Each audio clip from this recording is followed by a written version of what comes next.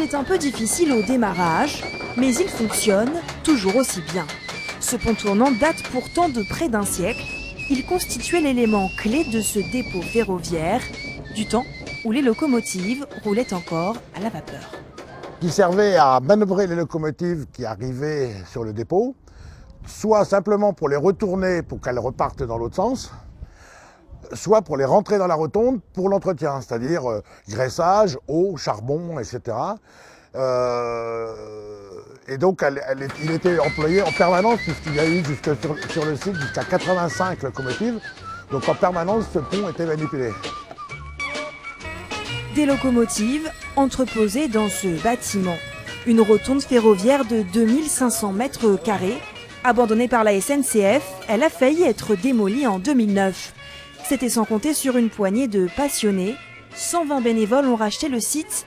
Depuis, ils tentent de faire revivre ce patrimoine historique. Un travail colossal. La rotonde tombe en ruine. Le plus important, c'est la toiture. Donc on a la partie supérieure qu'on appelle le lanterneau, dont les ardoises s'envolent à chaque coup de vent important.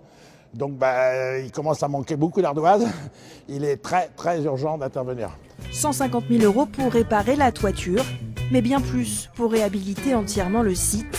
Près de 2 millions d'euros. Une somme que l'État pourrait leur verser. La rotonde a été choisie par Stéphane Bern pour figurer sur la liste du patrimoine en danger. Mais en attendant de possibles subventions, les bénévoles se retroussent les manches, comme les cheminots d'autrefois. J'ai passé toute ma vie au chemin de fer.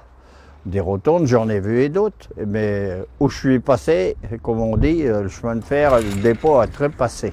À l'association, ça nous permet de retrouver qu'est-ce que j'ai perdu un peu.